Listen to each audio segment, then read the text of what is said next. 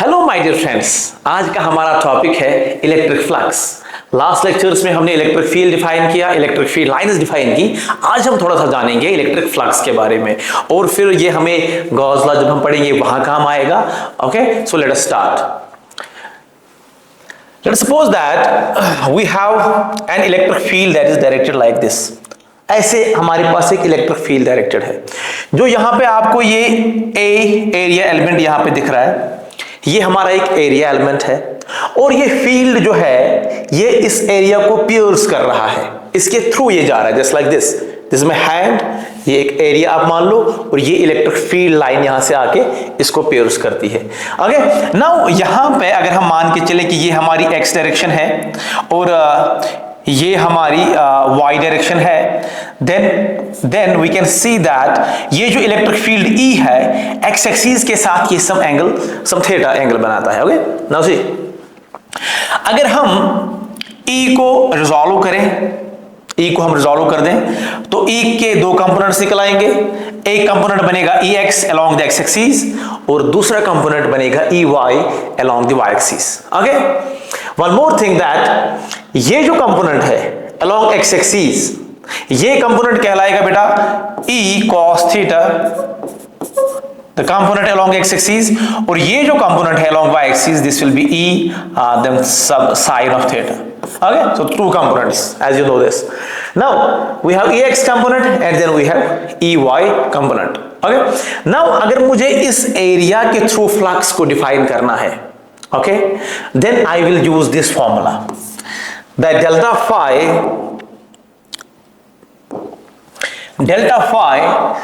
flux through some small area element delta A is E cosine of theta into delta A। delta A क्या है? delta A यहाँ पे एक छोटा सा एरिया एलिमेंट है। ये जो बड़ा एरिया एलिमेंट हमारे पास है, बड़ा सा एक एरिया है A, इसका एक छोटा सा एरिया एलिमेंट delta A है। ओके, जिसके थ्रू ये हमने E को पास करवाया। Okay, now E cos theta, यहाँ पे आपने देखा E cos theta is the element, is the component of E along x axis and delta A, this small area element। Okay, now one more thing that ये जो यहां पे हमने flux को डिफाइन किया थ्रू दिस फॉर्मूला, ये हमारा electric flux है। ओके, हम यहां पे क्या कर सकते हैं, हम यहां पे एक और चीज कर सकते हैं। हम यहां जो हमारा एरिया है delta A, small area element delta A जो हमारा है, वी नो दैट ये जो एरिया होता है it is a scalar quantity, it is a scalar quantity, physical quantity. Okay, but हम इसके साथ एक डायरेक्शन जोड़ के इसको एक वेक्टर क्वांटिटी बना देते हैं। हम कैसे इसके साथ डायरेक्शन जोड़ेंगे? हम ये जो प्लेन है, ओके, जिस प्लेन में ये एरिया हमारा है, इस पे हम एक नॉर्मल ऐसे रखेंगे, जस्ट लाइक दिस। ओके, ऐसे हम एक नॉर्मल रखेंगे, वो नॉर्मल इस वेक्टर एरिया की डायरेक्शन बन जाएगा। अब अगर सपोज मान लो ये एरिया एलिमेंट जो है ये अगर स्पेस में मूव करता है, आगे पीछे मूव जाता है, रोटेट करता है इधर उधर, तो we do not need to keep track of this area. हम इस नॉर्मल का ट्रैक रखकर एरिया का ट्रैक रख सकते हैं। ओके, सो वही यहां पे हम दिखा रहे हैं दैट अगर हम डेल्टा ए जो है, अगर हम इसको एक वेक्टर बना दें तो क्या करेंगे, एक नॉर्मल इस पे लगाएंगे जो हमने यहां पे लगाया हुआ है, ये नॉर्मल हम लगाएंगे और हमारा जो स्केलर एरिया है वो वेक्टर बन जाएगा। अब ये जो हमारा स्केलर एरिया है इसको हमने वेक्टर बनाया।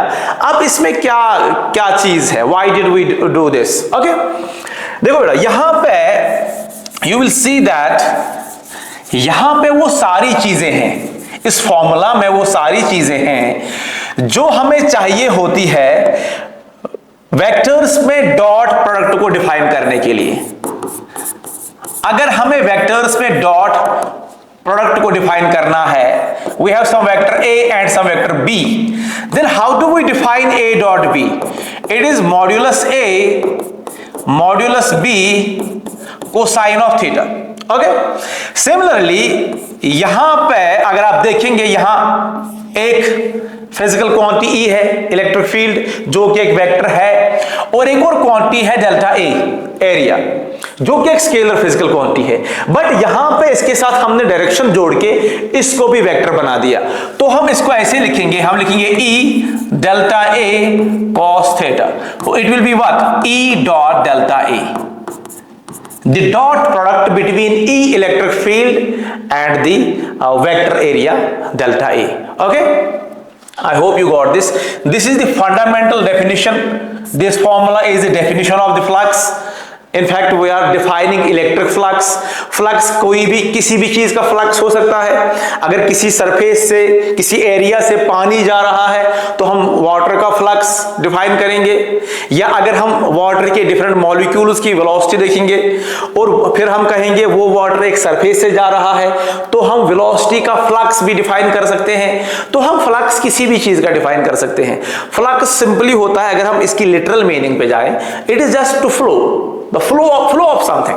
ओके, और यहां पे इलेक्ट्रिक फील्ड के लिए हम इसको डिफाइन कर रहे हैं, तो it is the sort of flow of the electric field lines. Okay, now next we will see that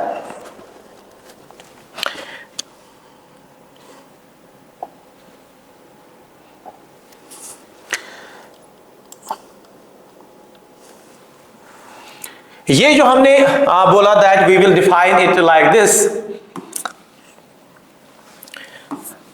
as E dot delta A, the dot product between E and delta A. Okay, but you see that it is delta, यहां पे हमने delta use किया है, यानी एक small flux through some small area element. Okay, अगर हमारे पास A area है जैसा कि हमारे पास था, और हमारे पास E is the electric field that is making some angle theta with the normal on the area element. Okay, तो हम फिर यहां से फाई की तरफ जाएंगे और E डॉट ए जो है इस तरह हम डिफाइन करेंगे फाई फ्लक्स, तो total flux, the total flux through this area A. Okay, so हम डेल्टा फाई से फाई की तरफ गए। डेल्टा फाई क्या था? स्मॉल फ्लक्स जो पास हो रहा है through some small area delta A, और फाई क्या है? It is total flux that is passing through the area A, जो भी हमारे पास है। ओके, तो यहां तक क्लियर है? नाउ अगर हमारे पास एक इर्रेगुलर सरफेस है, हमारे पास जैसे यहां पे एक रेगुलर सरफेस थी, अगर हमारे पास इर्रेगुलर सरफेस होगी लाइक दिस, कोई ऐसी सरफेस है जहां से हमें देखना है कि फ्लक्स कितना जा रहा है, पीछे से कोई इलेक्ट्रिक फील्ड वगैरह आ रहा है, तो दिस अ फील्ड लाइन, और ये यहां से पास हो रहा है, और हमें चेक करना है कि यहां से फ्लक्स कितना पास हो रहा है। नाउ ये सरफेस रेगुलर नहीं है। ओके, सो डिफरेंट पॉइंट्स पे, मान लो यहां पे इस पोर्शन पे एक नॉर्मल जाएगा, उसकी डायरेक्शन ऐसे होगी, यहां पे जो नॉर्मल जाएगा उसकी डायरेक्शन ऐसे होगी। सो डिफरेंट पॉइंट्स पे जो है नॉर्मल की डायरेक्शन डिफरेंट होगी। अब यहां हम क्या करेंगे?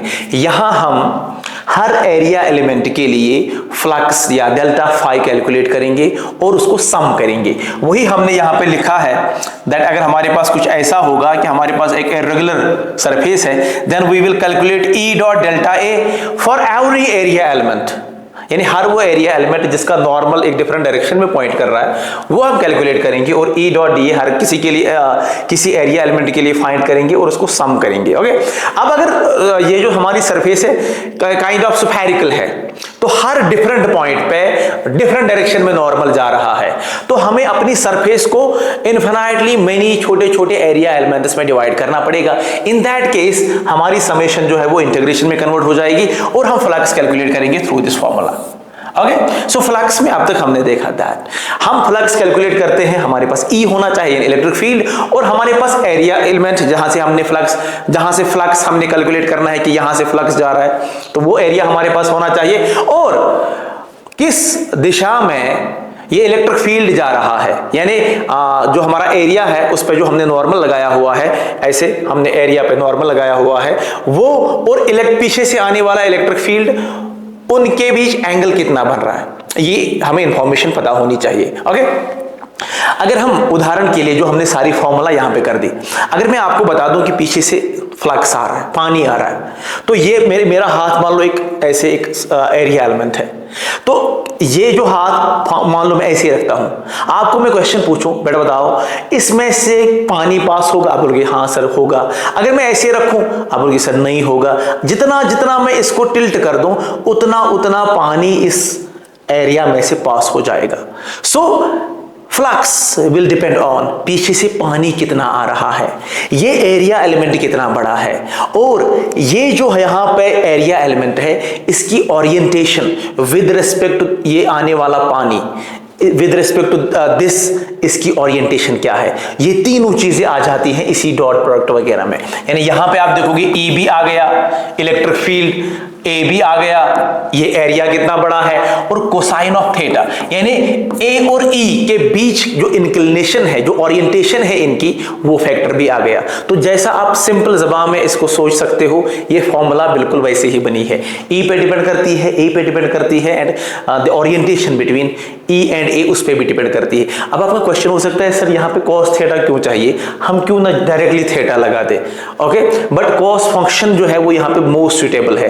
देखो जब हमने इसके साथ नॉर्मल लगा दिया, ओके, अब हम अगर इसको ऐसे रखेंगे तो इसका नॉर्मल ऊपर की तरफ है, आने वाला फ्लक्स ऐसे है। आप कॉमन सेंस से बता सकते हो सर अभी इस एरिया एलिमेंट में से कोई भी फ्लक्स पास नहीं होगा।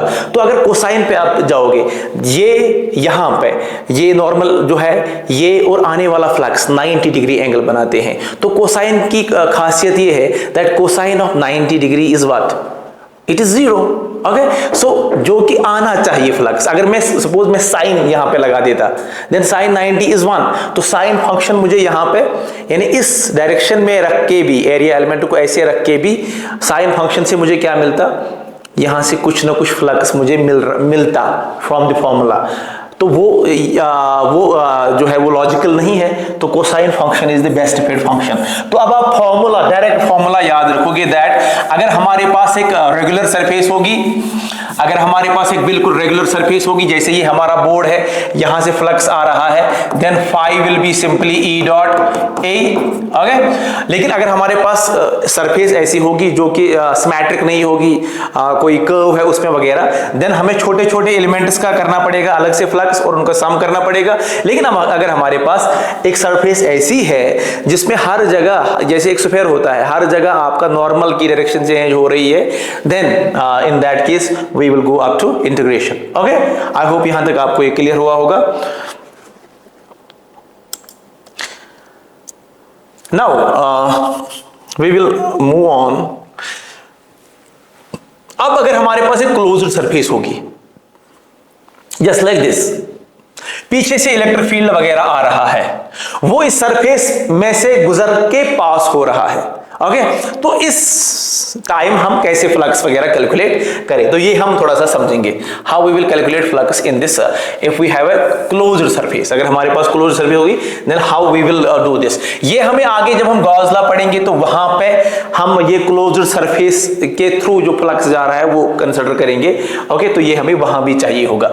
अगर हमारे पास क्लोज्ड सरफेस होगी तो फ्लक्स वगैरह जो हम कैलकुलेट करेंगे, तो यहाँ पे जो है यहाँ पे हम इंटीग्रेशन करेंगे जैसे हम पहले कर रहे थे, but the integration will be over a closed surface. यहाँ पे जो ये सर्कल है ये हमें दिखा रहा है it is a closed surface. Okay, अब आप यहां जाओगे, इस इमेज पे, डायग्राम पे जाओगे, तो पीछे से फ्लक्स आ रहा है, वो इस सरफेस के, ये जो कि एक सरफेस है, क्लोज्ड सरफेस है, इससे पास होके यहां आगे पास कर रहा है। ठीक है, तो नाउ ये जो यहाँ पे वॉल्यूम हमारा है, जो भी इसका वॉल्यूम होगा, इसमें फ्लक्स आ भी रहा है और इससे फ्लक्स निकल भी रहा है। तो आने वाला फ्लक्स, बीच में से पास होने वाला फ्लक्स और यहां से जाने वाला फ्लक्स जो है उसके लिए हम डिफरेंट साइन्स यूज करते हैं। तो यहां पे हम बात करेंगे वही यानी डायरेक्शन की बात होगी, किसकी, डायरेक्शन की बात होगी। ये जो हमारा जो इनवर्ड पियर्सिंग यानी अंदर की तरफ जो हमारा आने वाला फ्लक्स होगा वो माना जाएगा नेगेटिव फ्लक्स। जो बाहर की तरफ किसी वॉल्यूम एलिमेंट से बाहर की तरफ जाने वाला फ्लक्स होगा वो माना जाएगा पॉजिटिव फ्लक्स। और जो सरफेस को टच ही नहीं कर रहा, यानी सरफेस में से पास नहीं हो रहा बल्कि साइड्स में से जा रहा है फ्लक्स, वो फ्लक्स माना जाएगा zero flux. So we can have positive flux, यानी अंदर की तरफ कोई वॉल्यूम हमारे पास है उसमें अंदर की तरफ आने वाला फ्लक्स हो गया नेगेटिव फ्लक्स, बाहर की तरफ जाने वाला फ्लक्स हो गया पॉजिटिव फ्लक्स, और जो फ्लक्स सरफेस इस वॉल्यूम को टच ही ना करे साइड से चला जाए तो वो जीरो, उसका कंट्रीब्यूशन जीरो माना जाएगा, zero flux. Okay, now see अगर मैं यहाँ पे फॉर एग्जांपल एक पॉजिटिव चार्ज को ले लूं, यहाँ पे हम एक पॉजिटिव चार्ज को लेंगे, इसके अराउंड हम एक स्फीयर बनाएंगे, तो यहाँ से जो फील्ड लाइनें निकलेंगी वो डेफिनेटली बाहर की तरफ जाएंगी, तो ये है पॉजिटिव फ्लक्स। क्या है?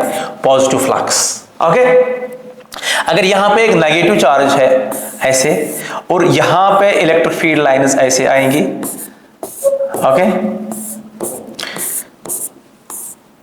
ठीक है, तो ऐसा भी सीन हो सकता है कि फ्लक्स ऐसा हमें फील होगा दैट बाहर से अंदर की तरफ कोई फ्लक्स आ रहा है, हालांकि इसका अपना फील्ड है, लेकिन लग ऐसे रहा है that some flux is generated somewhere else and it is coming inwards, यहां ही अंदर की तरफ आ रहा है, तो हम इसको बोलेंगे ये हो गया नेगेटिव फ्लक्स, ये हो गया पॉजिटिव फ्लक्स। या अगर हम ऐसे ही यहाँ पे फॉर एग्जाम्पल मैं यहाँ पे एक स्फीयर बना दूंगा, इसका फ्लक्स आप देखिए, यहाँ पे मैंने एक स्फीयर बनाया, यहां से एक फील्ड लाइन आई और यहां पास होके बाहर चली गई, तो अंदर की तरफ जब ये आया ये फ्लक्स हो गया नेगेटिव, जब बाहर की तरफ गया तो ये हो गया पॉजिटिव, तो overall contribution zero, because negative and positive they will sum up to zero.